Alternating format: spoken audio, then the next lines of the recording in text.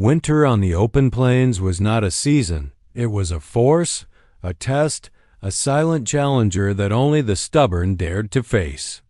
Ember Dalton, a young cowgirl with more grit than possessions, had learned to survive these winters the hard way. The world around her was a stretch of white and silver, the ground frozen solid, the horizon blurred by drifting snow.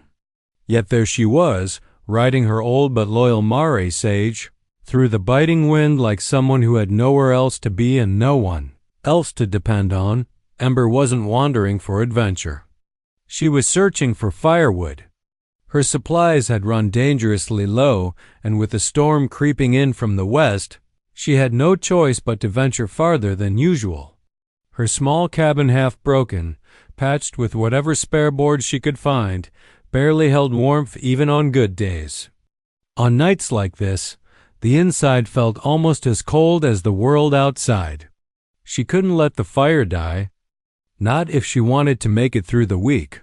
Her breath came out in clouds, drifting upward like ghosts before vanishing into the wind. The plains stretched endlessly around her, empty except for windswept grasses peeking through snow and the distant silhouette of hills. Most folks didn't live this far out. The land was too lonely, too rough, too unforgiving. But after her father died in an accident 2 winters ago, Ember stayed partly because it was home, partly because she had nowhere else to go. Despite everything, she carried herself with a quiet strength. Her coat was worn, her boots cracked, her gloves patched, but her eyes stayed sharp and her posture steady. She had the look of someone who had learned resilience not from books, but from necessity. Sage snorted, and Ember patted her neck gently. "Just a little more, girl," she murmured. "We'll find something. We always do." But finding something wasn't simple tonight. The wind carried a strange stillness, the kind that made Ember feel watched even when she knew she wasn't. It was the kind of cold that settled in her bones and warned her to get home soon. Just when she decided to turn back, Sage's ears perked. Ember followed the mare's gaze. In the distance, faint and flickering, a small shape struggled against the winter night. A lantern? A rider? She couldn't be sure. Her pulse quickened. Travelers rarely came this way, especially not in winter storms. Whoever it was, they were either desperate or lost. Curiosity tugged at her. Compassion pushed harder. She nudged Sage forward, guiding her carefully over uneven, ice-slick ground. As Ember drew closer, the shapes became clearer. A horse carrying a man slumped forward in the saddle, and a small bundled figure leaning against him. A child. Ember's breath caught. The cold was merciless, too merciless for a child to be out in it. She rode faster, calling out, "Hey, you all right?" The man lifted his head slowly, barely able to respond. His face was pale, his eyes dulled with exhaustion. "Cold," he managed. "My daughter, she's freezing." Without hesitation, Ember slid off Sage and rushed to them. The little girl was limp, trembling violently beneath blankets that were no match for the winter wind. Ember pressed her hand to the child's cheek. "Ice cold. Bring her down," Ember said urgently. "My cabin's close. We need to get her warm."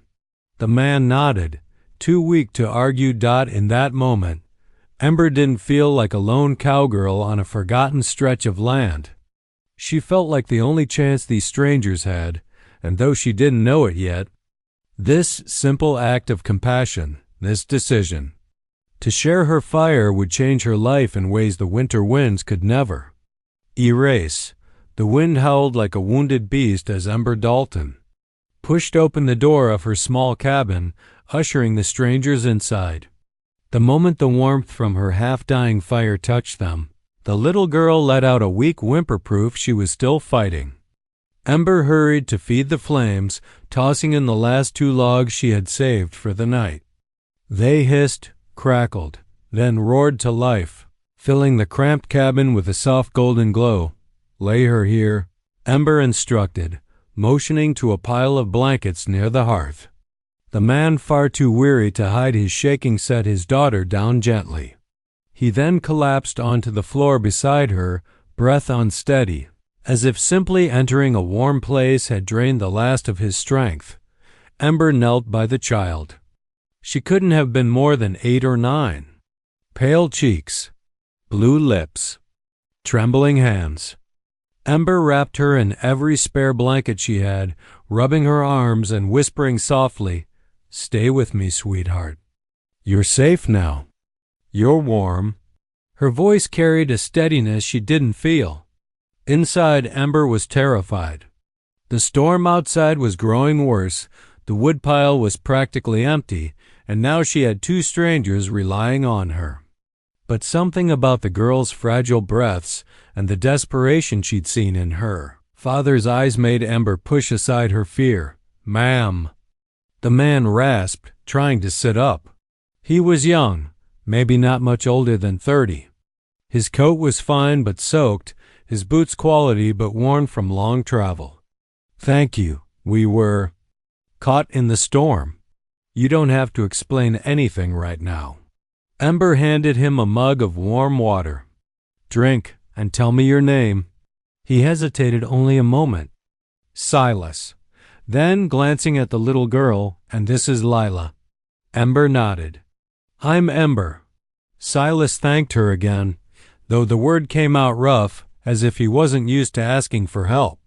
He watched Ember tend to Lila with quiet wonder, but also with something like caution. As if he carried secrets he wasn't ready to reveal. The cabin was small enough that Ember could feel the weight of his gaze. She tried not to let it make her self-conscious. She knew how she must look, hair tangled from the wind, cheeks flushed red, clothes patched more times than she could count. Not exactly someone impressive, but to Lila, none of that mattered. The girl blinked awake, her voice small. "It's warm." Ember smiled. "Welcome back, little one." Lila reached for Ember's hand instinctively, and Ember's heart softened. She had been alone on these plains for so long, hearing a child's voice inside her home felt strange and unexpectedly comforting. Silas exhaled shakily, relief washing over him. "You saved her." Ember shook her head. "The fire did most of the saving. All I did was share it." Silas studied her with an expression that was part gratitude, part disbelief. "Most wouldn't have stopped for us. Especially not out here." "I'm not most," Ember said simply, but even as she said it, worry crept in. Her wood was nearly gone. Her food stores were thin. Taking in 2 more mouths meant she had to stretch what little she had even further. Still, she couldn't bring herself to regret it. Outside, the wind hammered against the walls. The storm was settling in for a long night, maybe longer. Silas and Lila wouldn't be going anywhere soon, and Ember. Well, she wasn't sure how to feel about suddenly sharing her lonely cabin with strangers. Yet as she tucked the blankets tighter around Lila and stoked the fire again, one thought pushed through the uncertainty. If fate had brought them to her doorstep, then surely fate expected her to keep them warm, even if it cost her everything she had left. The storm eased by morning, but the world it left behind was silent, white, and biting cold. Cora stepped outside first, pushing open the cabin door with her shoulder as a gust of frigid air swept in. The plain stretched before her like a sheet of frozen glass, beautiful, calm, and deadly. Snow had drifted high against the fence lines, and the sky was a dull gray that promised more trouble. Inside, the traveler Elias was packing his saddlebags while his daughter, Lily, bundled herself in Cora's spare quilt. They looked healthier, warmer, but worry lingered in Elias's eyes. He turned sharply when Cora walked back in. "We need to move," he said quietly. "Sooner rather than later." Cora frowned. "Storm ain't done settling." "Why rush?" Elias hesitated. His jaw tightened as though he were weighing whether or not to trust her. Finally, He spoke, because someone's following us. The words hung in the room like a crack of thunder.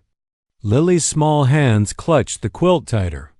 Cora blinked, trying to take it in. Following you? Out here? She asked. No one rides in this weather unless they're desperate or dangerous. Elias nodded. Mine are the dangerous kind. I hoped the storm would buy us time, but it won't hold them off forever. Cora felt a rush of instinctive protectiveness. Why are they after you? Elias knelt beside Lily, brushing her hair back from her face with trembling fingers. Because of her. And because of what I carry. He opened his saddlebag just enough for Cora to glimpse the shimmer of sealed papers and something gleaming, a crest stamped in gold. Not the look of a simple traveler. Not a wanderer of the plains. Cora stepped back, breath catching. You're someone important. Not important, Elias corrected. Just someone with something they want. Before Cora could ask more, a faint sound pricked her ears, the distant crunching of snow under hooves. Slow, steady, too deliberate to be wildlife. Cora's instincts sharpened. They found us? She whispered. Elias crossed the room in 2 strides and blew out the lantern. The cabin dimmed. Cora grabbed her rifle from the wall and checked the chamber with motions so practiced they were almost graceful. How many? She asked. 3 riders, Elias murmured, peeking through the frosted window. Maybe 4. Hard to tell. 4 I can handle, Cora said, jaw set. But we're not fighting inside this cabin. Lily's here. We move and fast. Elias looked torn. He didn't want to risk the trail. But he also didn't want danger breaching the only safe place left. Cora knelt before Lily. Sweetheart, you're gonna stay real close to me and your pa, all right? We're gonna ride out, quick and quiet. Lily nodded bravely, though fear shimmered in her wide eyes. They saddled the horses in tense silence. Cora lifted Lily onto her own mare, the gentlest of her herd, and tightened the blankets around the girl. Elias mounted stiffly, exhaustion still weighing down every movement. But urgency overpowered his fatigue. Then Cora saw them shadows on the ridge, barely visible through sheets of pale snow. Riders. Dark. Determined. They're spreading out. Cora warned. Elias swallowed hard. They'll cut off our path. Not if we move now, Cora said, voice firm. Follow me. I know a narrow run through the rocks they won't dare try in this ice. The 3 of them rode out into the frozen morning. Hooves punching through crusted snow, breath forming white clouds that vanished into the wind. Behind them, the riders plunged from the ridge in pursuit, silhouettes growing larger. Danger was no longer a distant worry. It was closing in, fast. The wind tore across the plains as Cora led Elias and Lily through the narrow cut in the rock formations, a twisting, icy trail only someone born on these lands could navigate. The horses stumbled at times, hooves slipping, but Cora's voice stayed calm and steady, guiding them each step of the way. Behind them, the sound of pursuing riders echoed off stone walls. Growing louder, gaining ground. Elias's breath fogged in the cold. And though he tried to hide it, fear flickered in his eyes, not for himself, but for Lily. Every time she shivered or clung tighter to Cora's waist. He looked like a man swallowing jagged stones. Cora saw it. She didn't blame him. Out here, survival had always been earned, not given. But something shifted when she glanced back and saw Elias urging his weary horse forward, refusing to fall behind even when exhaustion clawed at him. He wasn't the weak, wandering stranger she had assumed. He was a man carrying a burden so heavy it threatened to swallow him whole. At last, they broke free of the stone pass and entered a wide clearing, a frozen meadow framed by bare cottonwoods. The sky above was low and heavy, full of unfallen snow. Cora halted her mare, heart pounding. This is where we make a stand, she said. Elias looked at her in disbelief. Here? We should run. They'll catch us either way, Cora interrupted. But here, I choose the ground. And choosing the ground means choosing the terms. She slid off her horse and lifted Lily down into Elias's arms. The little girl buried her face into her father's coat. Elias stepped closer to Cora. His voice was low, strained. You don't have to fight for us. Cora met his gaze squarely. You came knocking on my land in a storm I barely survived myself. You didn't take advantage, didn't threaten, didn't lie. Your little girl trusted me the second she walked into my cabin. That's enough. Elias swallowed hard. You don't even know who I am. Doesn't matter, Cora replied.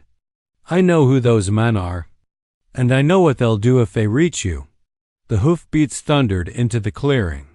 4 riders emerged through the trees, spreading out with practiced confidence.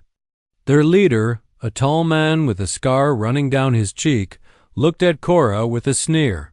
Move aside, miss, he called. We're not here for you. Cora stepped forward, rifle steady, breath sharp. You step foot closer and you are here for me. The leader chuckled. Bold for a girl living in a shack in the snow. Cora didn't blink. Bold for someone with more nerve than sense. Elias moved to stand beside her. He looked small compared to the looming riders, weary and shaken, but he didn't step back. His hand tightened on the pistol Cora had given him. This time, he didn't tremble. He held his ground. We're not going with you, he said. His voice wasn't loud, but it was steady enough that even the wind paused. The leader's smirk vanished. So that's how it is, he growled. Fine then. He motioned to his men. Elias stepped half a pace closer to Cora.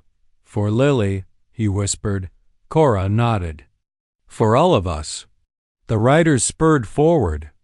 Snow kicked up in blinding plumes. The world seemed to hold its breath. In that frozen meadow, side by side, Cora and Elias lifted their guns, not running, not hiding, but standing tall together, not strangers anymore. Partners in survival. Snow lay scattered across the clearing like torn scraps of white cloth. The battle had ended as suddenly as it began. 2 riders fled into the trees, their silhouettes swallowed by the storm-dark horizon. The other 2 lay disarmed on the ground, groaning in pain, their weapons kicked far out of reach. Cora lowered her rifle slowly, her hand still trembling with the leftover electricity of adrenaline. Her breath puffed in white clouds as she turned to Elias. He stood stiffly, chest rising and falling fast, knuckles still wrapped tight around the pistol she'd loaned him. But what struck her wasn't fear in his eyes. It was something like guilt, heavy, old, weight he'd carried far before these riders ever arrived. Lily clung to his coat, small fingers digging into the fabric. Cora approached them, checking the girl first. A bit shaken but unharmed. Thank God. Only then did she let her gaze rise to Elias. They weren't after your supplies, she said quietly. Weren't after your horse either. Elias didn't answer. Cora's voice softened but stayed firm. Tell me the truth. Why were they chasing you? The silence stretched out, long and cold. Elias finally looked away toward the broken trail the riders had come from. When he spoke, his voice felt stripped of everything but raw honesty. I wasn't always a traveler, he began. And I definitely wasn't always poor. He knelt down so he was eye level with Lily. His hand brushed her hair gently, a father's steady reassurance. You remember that big house with the blue windows? He asked softly. Lily nodded slowly. That was ours, Elias whispered. Cora froze. He stood again, meeting her eyes head on. I come from one of the wealthiest ranching families in the Northern Territories. It felt like the entire clearing inhaled at once. Cora blinked, unsure she heard him right. Elias? The quiet, tired man who had walked into her life carrying nothing but a child, a half-frozen jacket, and a polite apology. He went on, "My wife died 3 years ago. After that, everything changed. My father. He blamed me for not protecting the family name, for not raising Lily the way he thought proper. He wanted to take her away from me, said a grieving man couldn't raise a child alone." Cora's chest tightened. She'd seen that kind of cruelty before. Wealth didn't soften a heart. Sometimes it sharpened it into something cold and hard. "I wouldn't let him," Elias said. His voice cracked for the first time. "I took Lily and left the estate with nothing but what we could carry." "So those men?" Cora murmured. "On my father's payroll," Elias confirmed. "Paid to drag us back. Paid not to listen to me. Paid to make me disappear if I caused trouble." The weight of his confession settled over the snowy clearing like a thick fog. Elias continued. "I never meant to bring danger to your doorstep. I thought if we kept moving, kept changing trails, no one would find us long enough to cause harm. I didn't expect the storm. I didn't expect you." His eyes lifted to meet hers, tired, wounded, but full of a kind of gratitude that made Cora's breath hitch. "I told you I was no one," he said, voice low. "But that was only because being someone brought danger, and pretending to be nobody kept Lily safe." Cora stepped closer, her boots crunching softly in the snow. She studied his face, the man who had fought beside her, trusted her, thanked her with quiet respect no wealthy rancher would ever show. Finally, she said, "Elias, you're not defined by what you ran from." He swallowed hard. "And you're not defined by what you've lost," she added. He looked at her as if hearing something he'd never been brave enough to believe. In that moment, the truth hung naked between them, not just about Elias's past, but about the man he was becoming. Not a runaway heir, not a broken widower, but someone willing to fight, to sacrifice, to protect. Someone Cora found herself wanting to stand beside. The storm finally broke by morning, leaving the plains washed clean and glittering under a pale winter sun. Cora stood outside her cabin, arms folded, watching Elias and Lily as they prepared their horses. The danger had passed for now. The men who fled wouldn't return anytime soon, not after the way Cora and Elias had stood their ground. But the fragile calm that followed carried a new kind of tension. A question hung between them. What happens now? Elias approached with Lily bundled in his arms. The little girl's face was rosy from the cold, her smile warm despite the chill. She reached out and tugged gently on Cora's sleeve. "Miss Cora," she said softly, "Daddy says we're going to town." Cora nodded. "There's a sheriff there. Somebody needs to hear what your grandfather's been doing."